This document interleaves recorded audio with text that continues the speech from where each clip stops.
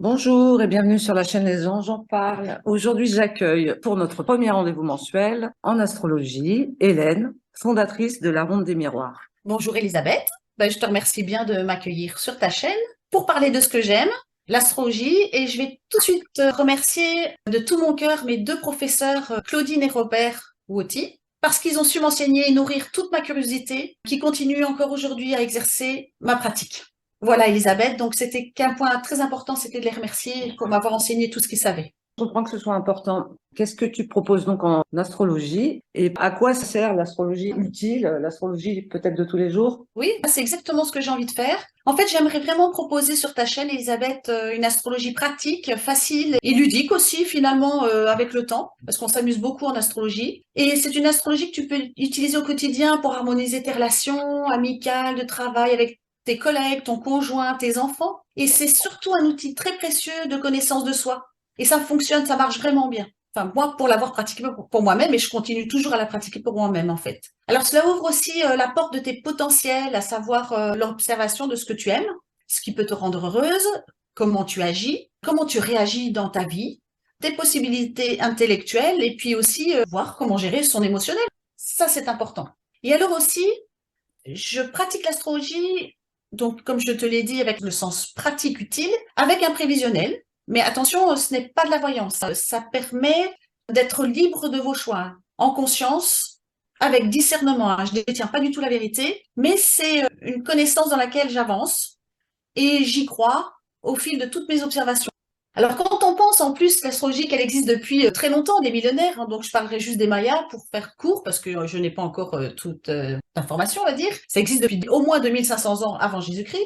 Mais à cette époque, ils utilisaient cette astrologie avec une grande sagesse. Ils l'utilisaient avec les saisons, avec une grande conscience personnelle. Chaque signe dans sa période avait sa raison d'être. Le bélier, c'est la naissance de la graine. Enfin, je ne vais pas développer ici, ce serait trop long. Mais aujourd'hui, je pratique l'astrologie d'aujourd'hui, pas celle d'hier, mais j'aimerais bien aborder plus tard, ou au fil de nos rendez-vous, peut-être l'astrologie d'hier.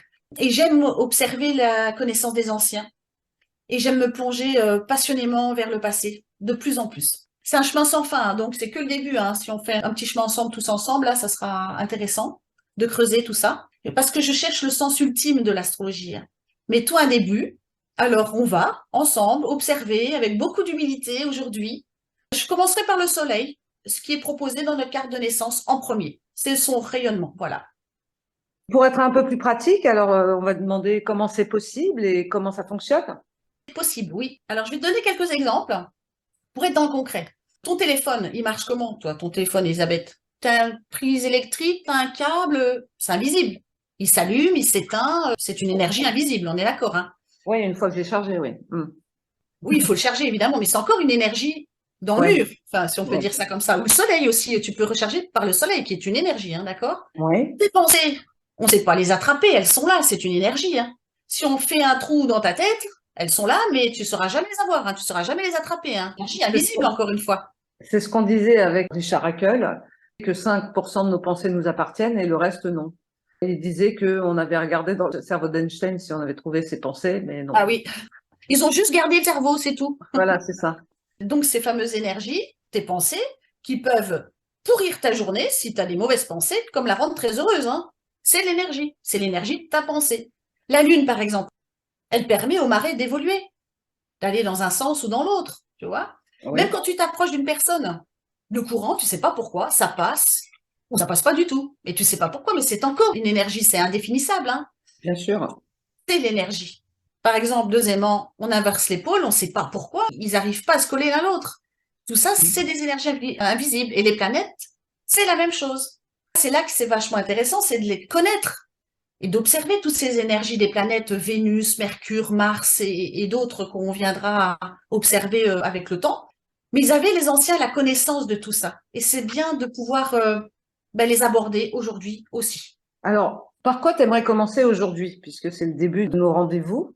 J'aimerais vraiment commencer par le soleil parce que c'est ce qui définit tout notre rayonnement intérieur, ce que l'on est profondément. Je commencerai par le bélier parce que finalement c'est le premier. J'aborderai le rayonnement de chacun de ces signes avec quelques mots-clés pour que ce soit abordable et facile. Je ne vais pas D'accord. faire des grandes phrases. Dans un premier temps, juste quelques mots-clés que vous pourrez noter à votre aise ou pas, ou relire, ou des mots-clés par rapport à la nature profonde d'un soleil dans un signe. D'accord. Mais encore une fois, ce sont que des mots-clés. Il va s'agir à vous intimement d'aller voir si ça vous correspond. Moi, Oui, je propose ce que l'astrologie propose. Maintenant, c'est à chacun de creuser individuellement. oui. Et après, je vous parlerai de votre soleil dans les maisons, dans les différents domaines de votre vie. Comment vous êtes dans votre personnalité. Si votre soleil est en maison 1, c'est vraiment votre personnalité qui devra être mise en avant pour vous épanouir, par exemple. Et ça, j'y viendrai plus tard.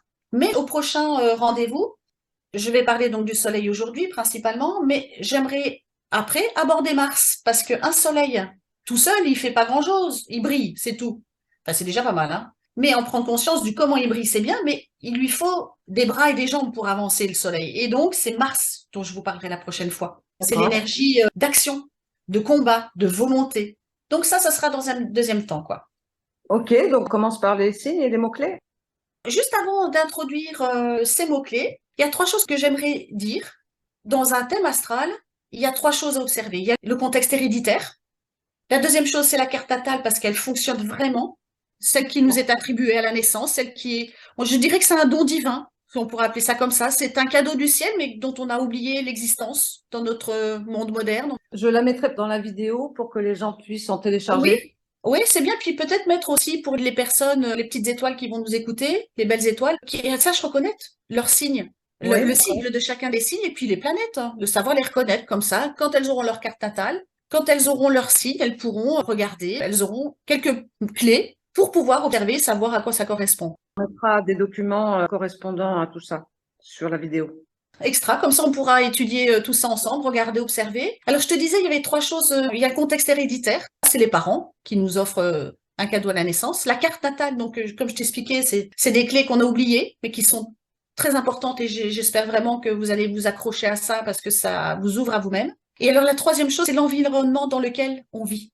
Par exemple, si vous avez un Mars Bélier, donc qui est actif parce que c'est sa planète de naissance, en Europe, elle aura plus de latitude pour s'exprimer que dans d'autres pays du monde plus sévères et restrictifs. Bien sûr. Donc, évidemment, l'environnement, là, est très important dans une carte natale, si vous êtes né dans ces pays-là, à tout le moins, quoi. Et autre chose aussi, vous pouvez avoir un soleil bélier, mais avoir un Mars en Capricorne. Donc, le bélier va vouloir foncer dans sa nature profonde, qui est le soleil, mais il aura un Mars Capricorne, qui lui est raisonné, il calcule, il a besoin de, comment dirais-je, il est pragmatique, il est concentré, mais le bélier pas du tout, il veut foncer. Donc, dans une carte natale, quand vous avez deux planètes comme ça qui sont un peu loin l'une de l'autre, En opposition. c'est en carré là, on va dire, donc ça crée un conflit dans le caractère. Mais quand on le sait, on n'a plus besoin de se flageller en se disant bon sang, j'y arrive pas, bon sang, pourquoi je suis freiné dans telle ou telle chose. Vous savez vous observer et dire ben, je comprends pourquoi je n'arrive pas à agir de telle façon et pourquoi j'ai envie d'agir de cette façon. C'est prendre la conscience de tout ce que ces planètes vous proposent et vous demandent de travailler là-dessus aussi. De vous observer, ah bah oui, c'est normal, c'est parce que je dois travailler ces qualités, je dois travailler les qualités peut-être de la patience, parce que le bélier, c'est pas quelqu'un de patient. Et puis le capricorne, il doit peut-être travailler aussi l'effet d'être beaucoup plus spontané. Voilà pour le petit exemple. Donc, ben voilà, je vais proposer quelques mots-clés pour chacun des signes. Allons-y, je suis tout oui pour les mots-clés. Alors, on y va. Alors, donc, ben, je vais parler du bélier, dont j'ai déjà pas mal parlé. Il est impulsif, entier, audacieux et dynamique, spontané, imprudent. Ce que je disais tout à l'heure, au contraire du Capricorne, qui lui sera très prudent parce que lui, il a peur de l'échec. Donc, il va pas s'aventurer au hasard, le Capricorne. Nous allons parler du Taureau. C'est un sensitif. Il a besoin de sentir les choses. Il est possessif, pacifique, hein, tant qu'on lui marche pas sur ses sabots. Hein. Il est attaché à ses acquis et il a besoin de posséder pour se sentir en sécurité. Il est insatiable et enthousiaste. C'est un pacifique. Alors, si je parle du Gémeaux, sa grande capacité, c'est sa mobilité. Il est adaptable, il est curieux, il est maniable, il est fantaisiste. C'est l'éternel ado. Il est amusant, communicant. Ça, c'est des points intéressants aussi. Alors, on va parler du Cancer, qui est hypersensible. Lui, il a besoin de toujours anticiper ses actions parce qu'il a toujours peur. Il est pas d'imprudence. Hein. Il est très émotif, il est réceptif, il est sentimental, il est changeant et lunatique aussi. Il peut être capricieux parfois aussi. Contemplatif. Il aime préméditer avant d'agir. Alors, si on parle du lion, lui, il va être plutôt théâtral devant un public. Il a besoin de parader. Il a un côté je veux paraître. Il est somptueux dans sa façon d'être, il est généreux, il est bienveillant, il est sanguin, excessif aussi. Il peut se vexer très vite, il est courageux. Il peut aussi devenir dominateur, rancunier, dans des circonstances bien particulières, évidemment. Alors, on va parler de la Vierge. Alors, elle a le sens pratique, elle est efficace, analytique. Elle doit tout anticiper avant de faire les choses. Elle dissèque. Elle est craintive et inquiète, donc elle a besoin de toujours préparer. Elle est perfectionniste. Elle est douée et serviable aussi, la Vierge. Alors, la Balance, elle, c'est l'harmonie. Elle ne veut surtout pas déplaire. Elle est l'ennemie de toute pression excessive. Elle est complaisante, elle est charmante, attrayante. C'est la diplomatie, c'est le sens de la justice des autres. Nous avons parlé du Scorpion, alors maintenant c'est la passion, il est exclusif, il est entier, extrémiste, réactionnel, persévérant, endurant. Il peut être culpabilisant aussi, hein. Voilà. Nous allons parler maintenant du Sagittaire. C'est un idéaliste. Lui, il a besoin de se fixer un but, sinon il s'ennuie. Et il a besoin d'une vision d'envergure, voir les horizons lointains. Il aime l'inhabituel. C'est un aventurier. Nous allons voir maintenant le Capricorne. C'est la raison, le bon sens, la logique, le calme, le sang-froid. Le dépouillement aussi peut être taciturne, pessimiste et il craint l'échec, comme je vous disais tout à l'heure. Donc au Verseau, c'est l'indépendant, la liberté, l'anticonformisme, l'émancipateur, amitié du groupe, avant-gardiste. Alors il peut être impatient, naïf, anarchiste aussi, attention. Et le Poisson, pour terminer, donc il est abstrait, rêveur, mirage, surréaliste, illusionniste, insaisissable, insondable, intuitif aussi. Mais il peut être versatile et il peut y avoir dans ce signe un peu de mollesse. Par contre, c'est le dernier là où il se plaît. Ben voilà. Pour les quelques traits de caractère que tout à chacun se plaira de noter ou pas, j'ai fini ma petite liste des mots-clés pour tous les signes du zodiaque. C'est super, chacun va trouver ou se retrouver dans son signe, peut-être aussi un peu dans son ascendant, je sais pas, peut-être que on dit qu'avec l'âge, c'est l'ascendant qui prime, donc ça, peut-être qu'on verra ça dans une autre capsule. Bon, ben, je peux répondre à ta question, Elisabeth, hein, si tu Ah veux. oui, Pour vas-y, oui. l'ascendant, c'est la maison 1, mais on en parlera plus tard évidemment des maisons. La maison 1, c'est le soi, c'est la représentation, c'est comment les autres nous perçoivent au premier D'accord, abord. mais s'ils nous C'est le- perçoivent, ça ne veut pas dire qu'on est comme ça. Oui, si, on est comme ça. On est comme ça, D'accord. on est perçu comme ça, mais c'est l'apparence extérieure. Ça sera plus l'aspect extérieur. Tu es perçu comme ça, mais c'est pas forcément ta nature profonde comme le soleil. Le soleil, c'est la nature profonde. D'accord. L'ascendant, donc la maison 1, c'est comment tu es perçu, comment tu rayonnes. C'est un Jupiter en maison 1. Normalement, tu devrais être une personne qui est connue. Tu as un pouvoir, tu sais rendre les gens heureux, tu peux être heureux dans ton leadership. Tu peux être quelqu'un qui conduit les autres en maison 1. Tu seras un peu comme le Sagittaire que j'ai expliqué tout à l'heure, qui voit les choses en grand, qui a une vision d'envergure. Donc, il peut emmener les gens sur son sillage. Ouais, c'est intéressant. Moi, je suis ascendant Balance. Je vais essayer de voir comment. Ah, bah, tu as le sens de la justice, hein, Elisabeth, hein, tu as le sens de la droiture, tu aimes l'harmonie, tu ne veux surtout pas déplaire. Donc, tu vas faire en sorte d'être diplomate, d'être la personne conciliante pour les autres. Voilà, en étant ascendant balance, c'est l'esprit de l'autre.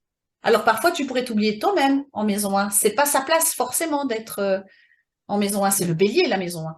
C'est l'opposé du bélier, la balance. Tu peux être reconnu pour quelqu'un de diplomate.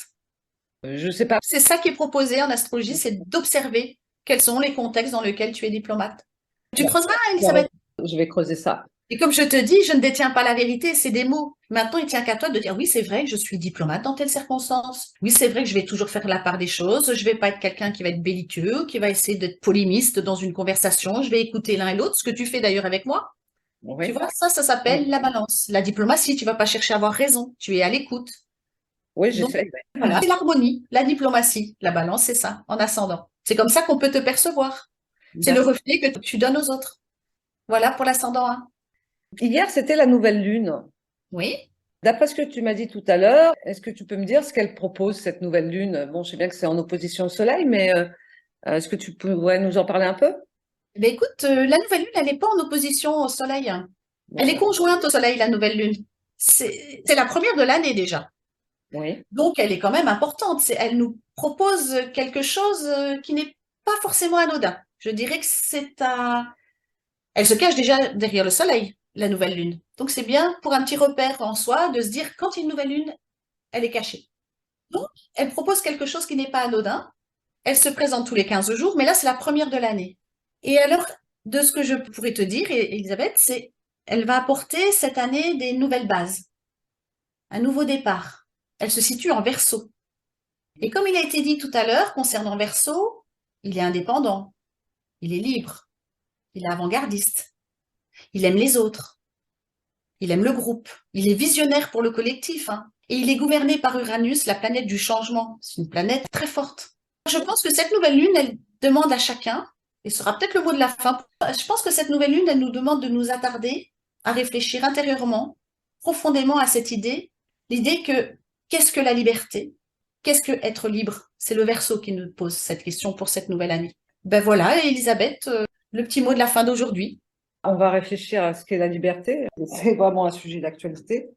Oui, Liberté d'expression, de mouvement, etc., etc. On va clôturer cette première vidéo. ah ben c'est bien. Ben à bientôt les belles étoiles. Puis à bientôt, Elisabeth, j'espère. On se retrouvera le mois prochain, puisque c'est un rendez-vous mensuel. Oui. Et donc, on a dit qu'on aborderait la planète Mars. La planète Mars et puis certainement peut-être le Soleil en maison. Comme D'accord. ça, vous saurez tout un chacun que vous avez un Soleil en 1. C'est votre personnalité. C'est là où vous devez vraiment rayonner, trouver votre place en tant que leader, en tant que chef, en tant que je vais de l'avant. Et en maison 2. Et on avancera comme ça. Si vous avez un Soleil en maison 2 ou en 3 ou en 4, ou en 3 par exemple, vous êtes fait pour rayonner dans la communication, dans les échanges, pour apprendre, pour éveiller votre curiosité. On en reparlera la prochaine fois. Très bien. Merci beaucoup, Hélène, et la ronde des miroirs. Merci beaucoup, Elisabeth. À bientôt. À bientôt.